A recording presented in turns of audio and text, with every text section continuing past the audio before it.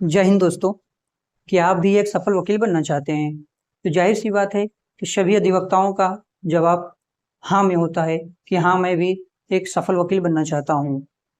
आपको पता होना चाहिए कि मुगल काल में वकीलों को वकील खां के नाम से जाना जाता था, लेकिन आजकल जो वकील काम कर रहे हैं उन्हें बार काउंसिल ऑफ इंडिया में रजिस्ट्रेशन कराना पड़ता है।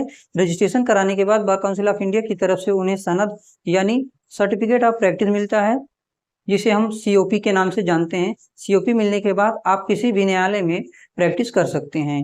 लेकिन अगर आपको सर्टिफिकेट मिलने के बाद आप अपने रोजमर्रा की जिंदगी में डेली यह 7 गलतियां करते हैं, तो आप एक सफल अधिवक्ता बनने का सपना भूल जाइए, क्योंकि एक अधिवक्ता के अंदर ऐसी गलतियां बिल्कुल भी नहीं पाई जाती हैं। और आपको हम ये 7 गलतियां तो बताएंगे, लेकिन 5 ऐसी भी आते बताएंगे जिन्हें आप फॉलो करके और 7 गलतियों को सुधार करके एक अच्छा वकील बन सकते हैं।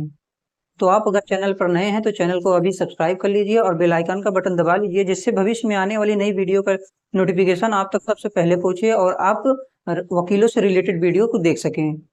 कि 7 वे कौन सी आदतें हैं जिन्हें नहीं करना चाहिए अपने रोज के लाइफ में। सबसे नंबर, असफलताओं से घबराना नहीं है, बल्कि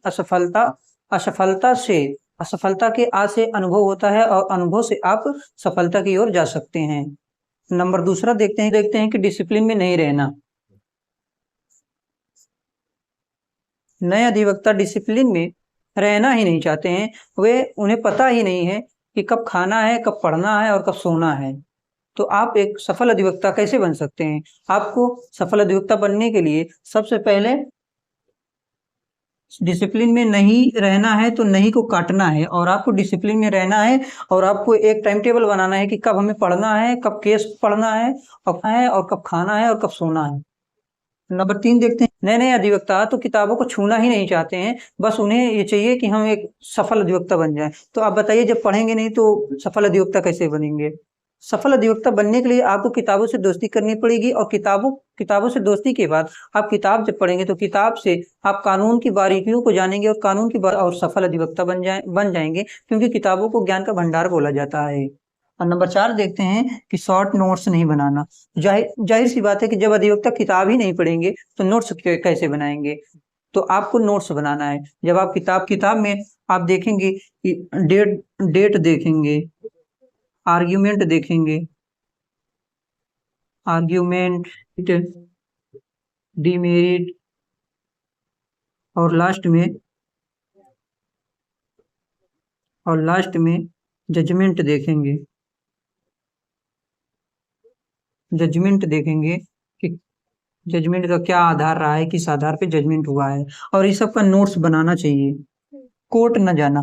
5वां देखते हैं कि कोर्ट न जाना।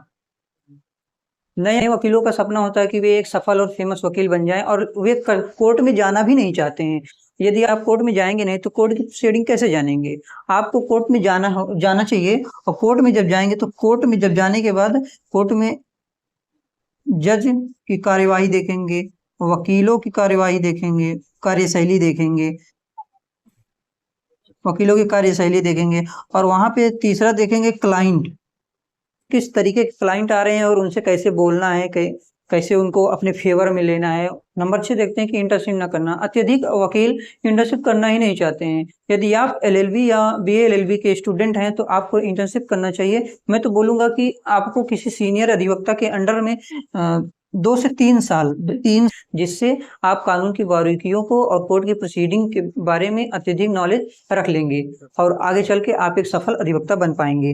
और नंबर 7 देखते हैं कि सुप्रीम कोर्ट के केस को न पढ़ना। यदि आप सुप्रीम कोर्ट के केस नहीं पढ़ते हैं तो आप किसी भी केस के साइटेशन के बारे में कैसे जानेंगे कि उसका आर्ग्यूमेंट क्या है, मेरिट और डिमेरिट क्या रहा है। यहाँ पे हम 2 ऐसे ऑनलाइन वेबसाइट का नाम बताएंगे जिसको फॉलो करके आप सुप्रीम कोर्ट के केस को पढ़ सकते हैं।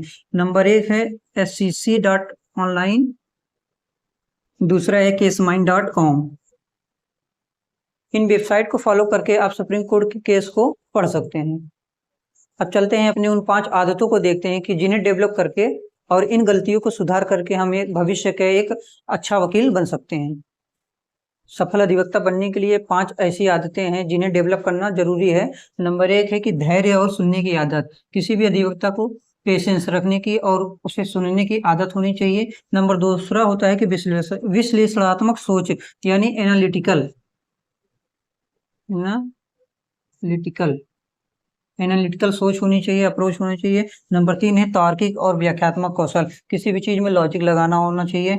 नंबर 4 है प्रभावशाली संचार, और पांचवा है नैतिकता, ईमानदारी। आशा करते हैं आपको वीडियो अच्छी लगी होगी, और चैनल पर नए हैं तो चैनल को सब्सक्राइब करके बेल आइकन का बटन दबा लीजिए, जिससे आने वाली नई वीडियो आप तक सबसे पहले पहुंचे। और अगर आप कहेंगे तो इन सारी टॉपिक पर एक अलग से वीडियो बना दिया जाएगा, जिससे आपको समझने में आसानी होगी। मिलेंगे नेक्स्ट वीडियो में, तब तक के लिए जय हिंद जय भारत।